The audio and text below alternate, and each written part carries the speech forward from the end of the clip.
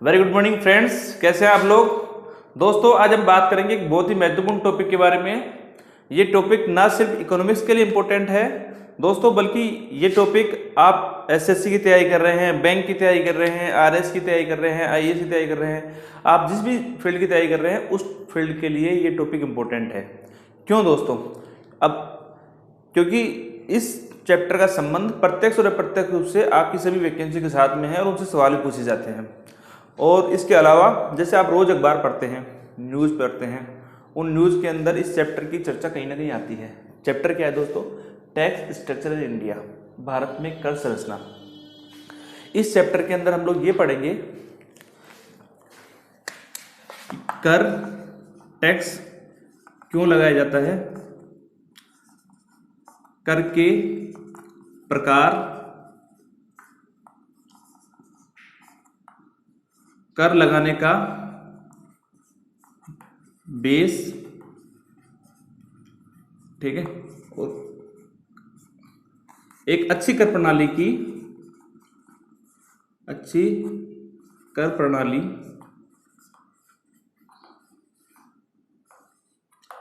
की विशेषता। हम लोग ये सब इस चैप्टर में डिस्कस करेंगे, ठीक है। इसके अलावा डिस्कस करेंगे यहाँ पे लफार कारो। लफार कारो बहुत ही इंपॉर्टेंट टॉपिक है और कई बार एग्जामों में पूछा जा चुका है। तो दोस्तों कर कौन लगाता है, यह मैं आपको डायग्राम से समझाता हूं कि कर लगाती है सरकार, ठीक है। कर कौन लगाता है? सरकार। ये सरकार है जो कर लगाती है, कर यानी टैक्स। सरकार कर लगाती है। कर से सरकार को क्या प्राप्त होता है दोस्तों? राजस्व। राजस्व यानी रेवेन्यू, ठीक है। अब ये रेवेन्यू जो सरकार के पास में आता है, कोई भी सरकार लोकतंत्र में या समाजवाद में या पूंजीवाद में जब सरकार चुन के आती है तो सरकार का प्रमुख कार्य क्या होता है? सरकार का कार्य होता है, विशेषकर लोकतंत्र में सरकार का काम क्या होता है? लोक कल्याणकारी राज्य की स्थापना करना। क्या काम है सरकार का? लोक कल्याणकारी शासन, ठीक है दोस्तों। तो जब सरकार चुन के आती है लोकतंत्र में तो वो लोक कल्याणकारी राज्य की स्थापना करती है, और लोक कल्याणकारी राज्य की स्थापना करने के लिए सरकार को क्या काम करना पड़ते हैं? विकास कार्य। क्या करने पड़ते हैं? विकास कार्य।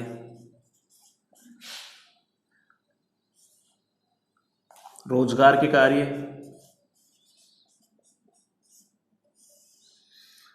गरीबी मिटाने के प्रयास, ये सब करने पड़ते हैं, ठीक है दोस्तों।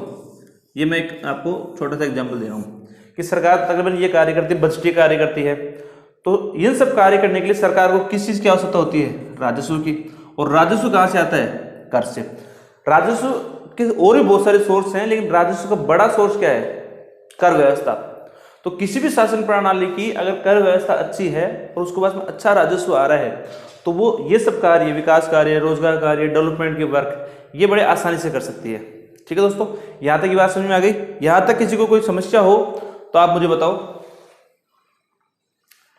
कमेंट बॉक्स में अपने प्रश्न छोड़ सकते हैं। मैंने आपको ये बताया है कि जब एक सरकार चुन के आती है तो वो लोक कल्याणकारी कार्य के लिए चुन के आती है, ठीक है। लोक कल्याणकारी को छोटे एग्जाम्पल में समझें तो गरीबी, विकास कार्य, रोजगार कार्य, बजट के कार्य, ये सब कार्य उसे करने होते हैं। उसके लिए सरकार को क्या चाहिए? राजस्व।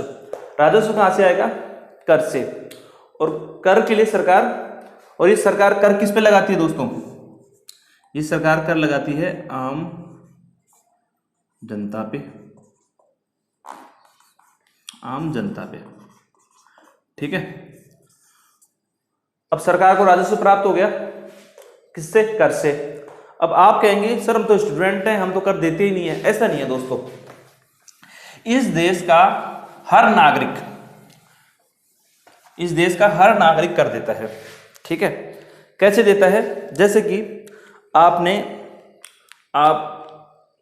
पढ़ाई करने वाले स्टूडेंट हैं, आपने पेन खरीदा, इस पेन के अंदर भी अप्रत्यक्ष रूप से कर जुड़ा हुआ है।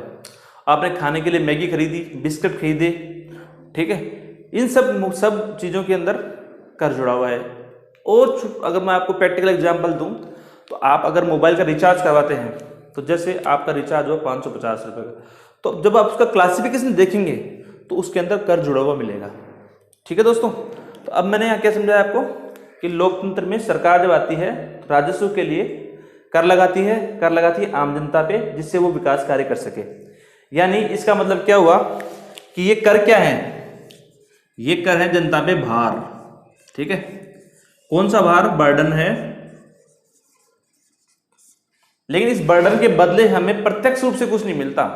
ठीक है, अप्रत्यक्ष रूप से हमें ये सब मिलता है, गरीबी, विकास कार्य, रोजगार कार्य, देश का विकास, रक्षा के संबंधी विकास, भारतीय सेनाओं का विकास, ये सब काम हमें इससे मिलते हैं। ठीक है दोस्तों, तो अब बेसिक कंसेप्ट ये है इसका। ठीक है, मैंने आपको क्या बताया कि कर व्यवस्था किसी भी शासन व्यवस्था का सबसे महत्वपूर्ण स्थान है।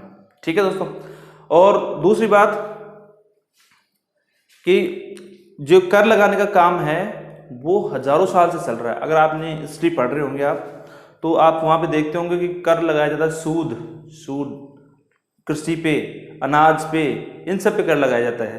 राजा महाराजाओं के समय से कर लगाया जाता है, क्योंकि कर से ही देश का विकास होता है, कर से ही राजस्व का विकास होता है। लेकिन कर कितना लगाना चाहिए, कर का बेस क्या होना चाहिए, ये हम लोग आगे स्टडी करेंगे। उससे पहले हम लोग समझेंगे करों के प्रकार। ठीक है दोस्तों, अब हम लोग समझेंगे इंपॉर्टेंट टॉपिक करों के प्रकार के बारे में।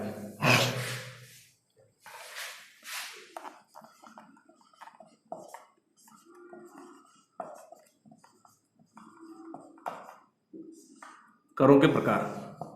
दोस्तों, कर दो प्रकार के होते हैं।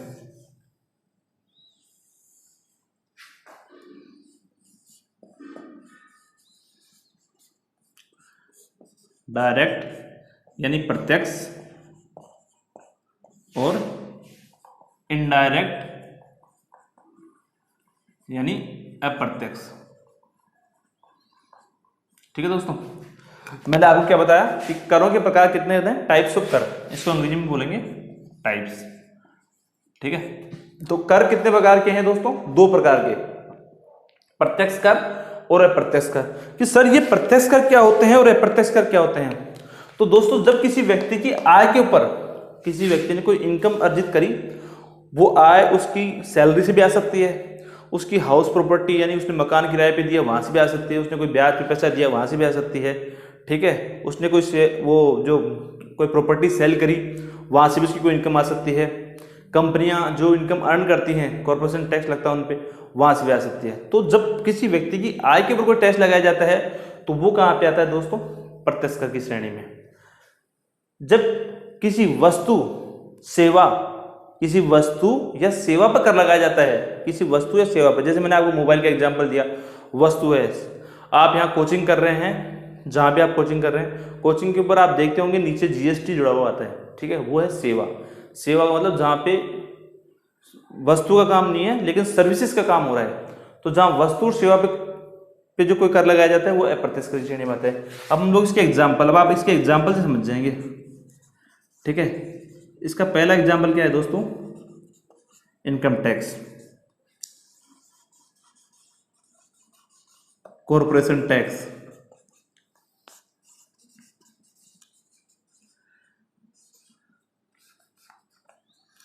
कैपिटल गेन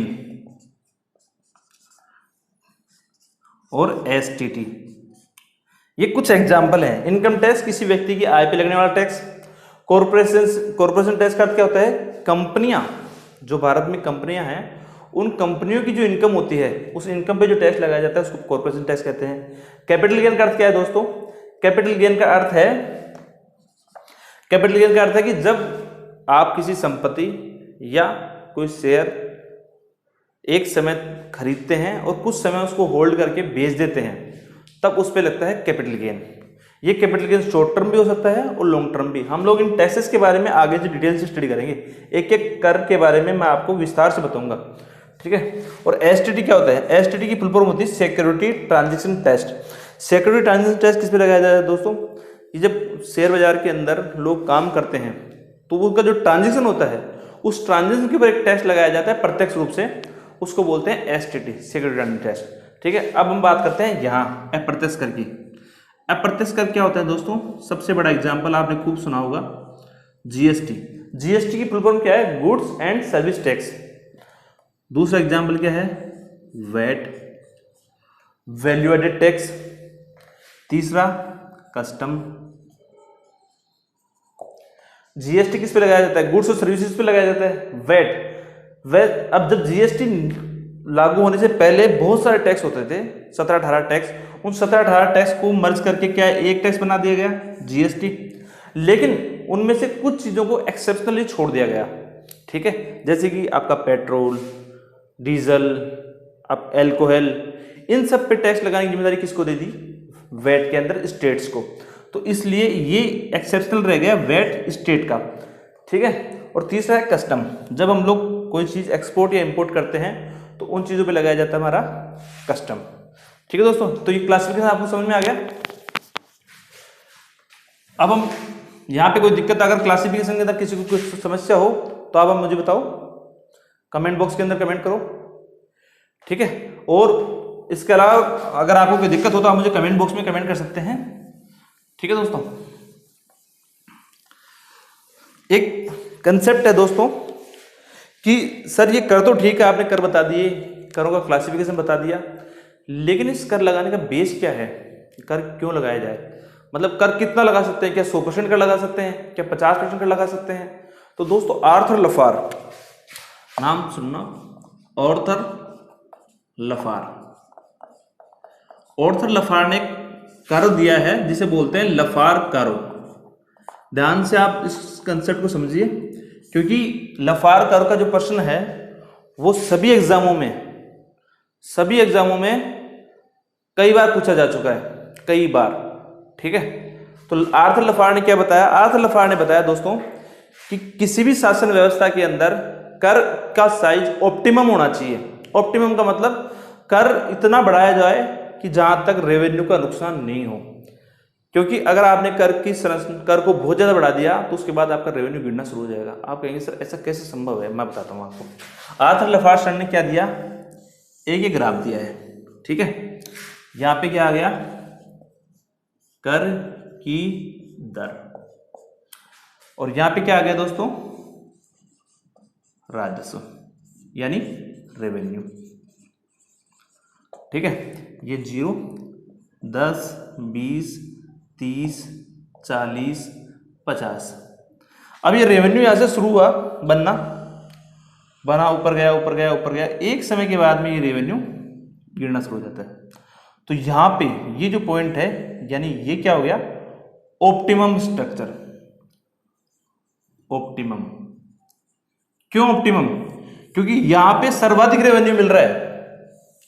देखो यहां पे रेवेन्यू सर्वाधिक मिल रहा है, लेकिन जैसे ही रेट बढ़ी ये रेवेन्यू गिरना शुरू हो गया। सर ऐसा कैसे? रेट तो बढ़ाई हमने और रेवेन्यू कम हो गया। क्यों? जब रेट जनता उसको भुगतान करने में असमर्थ हो जाती है या बहुत ज्यादा होती है तो पब्लिक क्या करती है? पब्लिक करना शुरू कर देती है कर चोरी। ठीक है, कर वंचना। ठीक है, ब्लैक मनी। क्यों? क्योंकि टैक्स स्ट्रक्चर बहुत ज्यादा हो चुका, उसके बाद जनता इसको चुकाने के लिए आगे नहीं आती है, तो वो अपने नए नए तरीके ढूंढती है, नए नए तरीके में कर चोरी करती है, ब्लैक मनी क्रिएट करती है, कर वंचना करती है। उसकी वजह से हमारा रेवेन्यू गिरना शुरू हो जाता है। तो आर्थर लफार का कंसेप्ट क्या है? पहला क्वेश्चन यहाँ पे क्या बनता है कि और ये कर किससे संबंधित है? ये कर संबंधित है राजस्व और कर की दर। ठीक है, ये पहला पॉइंट हो गया। दूसरा पॉइंट क्या हो गया कि लफार कर हमें ये बताता है कि कर की दर कहाँ पे ऑप्टिमम हो सकती है, हम लोग अधिकतम कितना कर लगा सकते हैं। ठीक है, तो हम लोग यानी यह समझा कि इस पॉइंट के ऊपर हमारा कर की रेवेन्यू अधिकतम है। ठीक है दोस्तों, लफार कर वेरी इंपॉर्टेंट कंसेप्ट है, कई एग्जामों में कई बार पूछा जा चुका है। ठीक है दोस्तों, इसमें कोई किसी प्रकार की कोई दिक्कत हो आप तो मुझे बताओ। नहीं है? ठीक है, तो हम लोग आगे बढ़ते हैं। या फिर अगर आपको कोई दिक्कत हो तो आप कमेंट बॉक्स के अंदर मुझे कमेंट कर सकते हैं।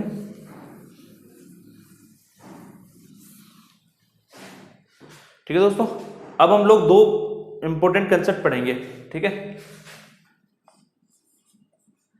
करापात और कराघात। करापात और कराघात। करापात क्या होता है दोस्तों? करापात होता है इंसिडेंस ऑफ टैक्स। करापात क्या होता है? Impact of tax. ठीक है दोस्तों, ये क्या हो गया? इंसिडेंस ऑफ टैक्स, और ये क्या हो गया? Impact of tax.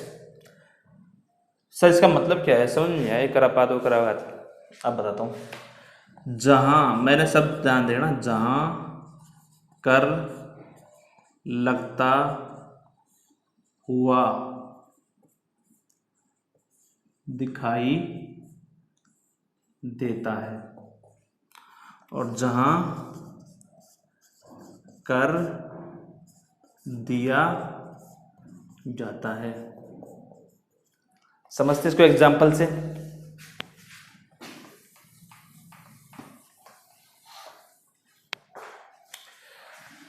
ये क्या है दोस्तों? ये है जीएसटी। जीएसटी किस पे लगाएगी? जीएसटी लगाएगी व्यापारी पे, ठीक है, या ट्रेडर पे। और ये कौन है? ये है मैं और आप, कंज्यूमर। ठीक है, मोबाइल का एग्जाम्पल लेते हैं। मोबाइल की जीएसटी लगाएगी व्यापारी पे। ठीक है, यानी टैक्स किसको पे करना है? जहां कर लगता हुआ दिखाई देता है। कर कहां लगता हुआ दिखाई देता है? व्यापारी के ऊपर। लेकिन इसका कर किसने दिया? कंज्यूमर ने। तो पेमेंट ऑफ टैक्स किसने किया? एंड में कंज्यूमर ने किया ना। तो इंसिडेंस ऑफ टैक्स कहां हुआ? इंसिडेंस ऑफ टैक्स का पॉइंट है ये ट्रेडर, और पेमेंट ऑफ टैक्स किसने दिया? कंज्यूमर ने। तो इसको बोलेंगे कराघात और इसे बोलेंगे करापात। समझ आएगी बात आपको?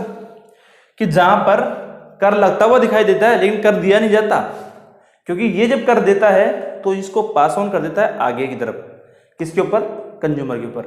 हम जब मोबाइल खरीदते हैं तो हम लोग क्या है? एंड यूजर, उसको यूज करते हैं, इसलिए उसका पूर्ण भुगतान टैक्स का हम लोग आम आदमी करते हैं। मैं आपको समझाऊंगा कैसे। जब जीएसटी का हम लोग पढ़ेंगे डिटेल से, तब मैं आपको समझाऊंगा कि इस व्यापारी पे इसका बर्डन क्यों नहीं आता और कंज्यूमर पे इसका बर्डन कैसे आता है। लेकिन आप यहाँ पे ये समझ लीजिए कि कंज्यूमर कोई भी हो सकता है, इंडस्ट्री भी हो सकती है, आप भी, मैं भी। जो भी किसी चीज़ को अंतिम रूप से कंज्यूम करता है वो कंज्यूमर है, और वही टैक्स को बॉन्ड करता है। ठीक है, अब ये हो सकता है कि कुछ पॉइंट के अंदर करापात और कराघात दोनों एक हों, और कुछ पॉइंट में करापात और कराघात अलग अलग हों।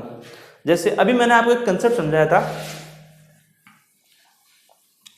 डायरेक्ट टैक्स और इनडायरेक्ट टैक्स, प्रत्यक्ष कर और अप्रत्यक्ष कर। ठीक है,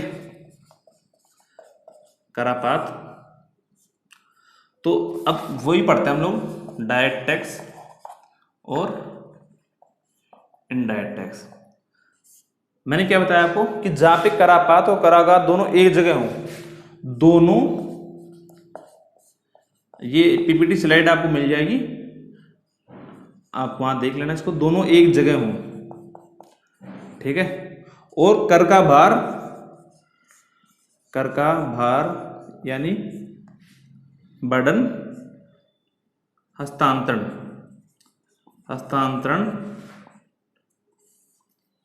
नहीं हो। ठीक है, यहां पे दोनों अलग अलग, और कर का बर्डन, कर का भार ट्रांसफर हो।